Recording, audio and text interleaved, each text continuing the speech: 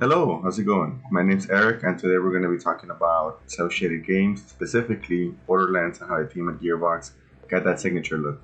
But before I get into it, if you're interested in video games and the art side of things, be sure to follow, like, and subscribe because that's all we do here.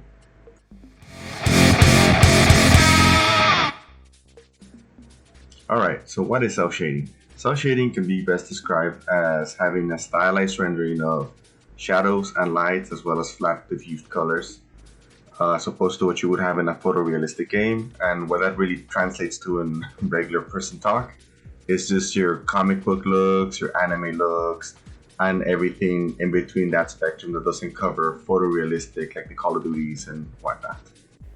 All right, so now to a show and tell. So basically, I had a professor that was the art director over at Gearbox, and he gave us a mock art test of what you would expect if you were to get like an artist from the company, right? So he gave us this picture of concept art for hook block, which is this thing that you have in front of me, and that's basically like the little hook thing that goes on top of a crane. And the challenge was to make it look how it was in the concept art, which I can't show you because I don't have the file anymore. But most importantly is to nail that signature Borderlands cell shaded look. So all of this has been rendered in Unreal, I think 3? Yeah, no, it's Unreal 4.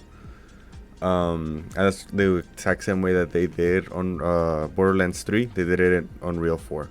I think before that they did it in another engine. So what you have to do to get that look without using shaders or things that are more performance heavy, you're gonna have to, I guess, go in and outline every single crevice and crack and whatever and just paint it on. Same with all these other little details, or like the rust and all of that is like hand painted. So the first part of the assignment was making the hook block, so I did just that. I guess I can go for a little bit close so you can see all the parts that go involved and all the thought that goes behind making all these things. And then the second part of the assignment was making a variant for, I forget what his name is. I think I wrote it here somewhere. Yeah, mouthpiece. For the mouthpiece boss fight, you're supposed to repurpose this original hook block and then make it work for that boss fight, which it's all very blue, atmospheric, and it has a lot of speakers. So I just went ahead and did that. And now I'm gonna show you guys the same different rendering modes. So this is the unlit without all the fancy ray tracing effects. So that gives you a better look of this like flat, stylized look that I was talking about in the intro. And then just very quickly, I want to show you also the roughness and metalness of the object, which is roughness again is just basically how rough something is to the touch, whether or not it's bumpy, whether or not it's smooth like glass. And all these things work like binary in a sense. So with like 0 and 1, right? So 0 would be black, and that means this is really rough. And then white would be white would be 1, and then that transfers over to it wouldn't be that rough. So everything here is like when shadings of gray, because it's like it's kind of rough or it's kind of soft depending on the specific parts. I made it so that all the line work and it'll be not rough, because I tried it rough and it looked a little bit weird, because it doesn't have that comic book look if the I guess if the lines have like imperfections. Alright, and then the next thing I'm going to show you is the metallic. So basically what is metal and what is not, and again black means it's not metal and white means it is metal. So basically all the white parts is that it's metal, and all the gray stuff is that it's kind of metal because it's supposed to be painted metal. Alright, so now I'm gonna go over to Photoshop. Alright, so now we're in Photoshop. So here basically you just have like a laid out, I guess, UV of coloring book. It's the best analogy you get of like how textures are made. And I'm gonna go from the bottom up as far as textures. It's not necessarily the correct order you should be making these, so this is what you're trying to do. After I go through this Photoshop file, I'm gonna have actually shit to it. But just to give you a better idea of how you get that cell shaded look. So this is the metallic base, like these two. This one and this one. And that's what I use so that I could get this same metallic sort of rusty color that's consistent with what they used in Borderlands. And here's just mainly pumping up all that rust. So as you can see, a lot of these shapes are being followed the same, but the same grunge. It's just pumped up the value so it looks more like rust. Here you have the layer that's just like the orange base of the coats of paint. And here you have what are the highlights. So highlights are just these like white lines that you see in a lot of this self-shaded work, because it's supposed to be able to emulate like when the sun hits it, but you're painting it in instead of actually having the rendering engine do that. And then here I have what I call the OG ink, which is the base, I guess, ink that you would do like in a comic book, right? So it's all the outlines, all the everything. This is the base shapes. Droopy ink is very descriptive, which is all these little droopy droops.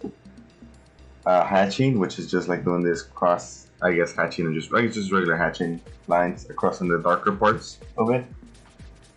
We have shadows, which again is very, self-explanatory.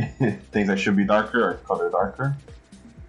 Details, these are just the, I guess, inside cracks, all those little details.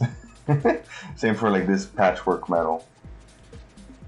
Yeah, that's pretty much like the breakdown of how Borderlands does its textures. And okay, so now I'm gonna go over to a polycount article where one of the artists broke down basically the whole process, and I'm just gonna go over it again briefly.